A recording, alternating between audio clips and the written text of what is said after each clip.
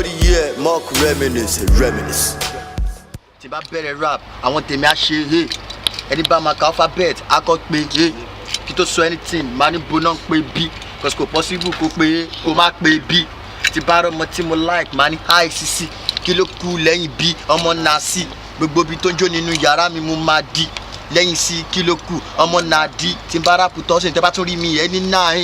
kí ló kù lẹ́yìn di ọmọ náà yìí nobody dey give me rap na me dey give myself lẹ́yìn i kí ló kù ọmọ náà ẹ fowó jogún ni flow mi ẹ ti mọ̀ pé kò ṣeé jí kí ló kù lẹ́yìn f ọmọ náà jí pẹ̀lú kan tí mo speed ẹ wò pé what is my age kí ló kù lẹ́yìn g ọmọ náà h everyday ni man pray say I'm going high lẹ́yìn h kí ló kù ọmọ náà high pààyàn lójú èèyàn kó wá sọ pé you no go jail kí ló kù lẹ́yìn high ọmọ náà j ẹ̀bẹ̀ ni mò ń bí ayé kan má feed mi pẹ̀lú kane lẹ́yìn j kí ló kù ọmọ náà k and if you wish me bad brother go to hell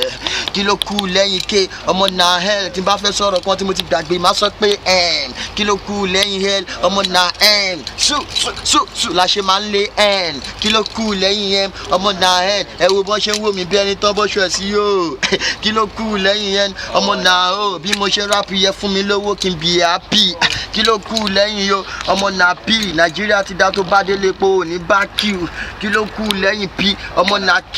ẹ bá mi gbọ́ lọ́ba tó bí Allahu Akbar kí ló kù lẹ́yìn q ọmọ náà hard onítẹ́tẹ́ ni mí bí ṣe ń ta what mo ń ta ps kí ló kù lẹ́yìn yard ọmọ náà s tó bá dẹ̀ dalẹ̀ máa kówó yẹn lọ́dọ̀ méjì kí ló kù lẹ́yìn s ọmọ náà t tẹ́mi ò bá lówó ẹ̀fọ́ gbúre mo ṣáà máa tọ́ ugu kí ló kù lẹ́yìn t ọmọ náà you dey watch me you dey laugh ṣé mo jọ bo v kí ló kù lẹ́yìn u ọmọ náà v you dey form for me wetin dey worry you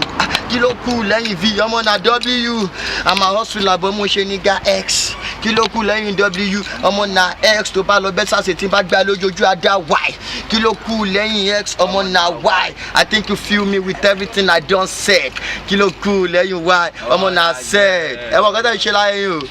creativity at its best man gbá fún tó bá wọn kò tẹ like ó pọ̀ lé mọ̀kọ́ tó ń ṣe. ọlọ gbá fún 2018 is not for under 18. 2018 is not for under 18 man. Growl. Okay.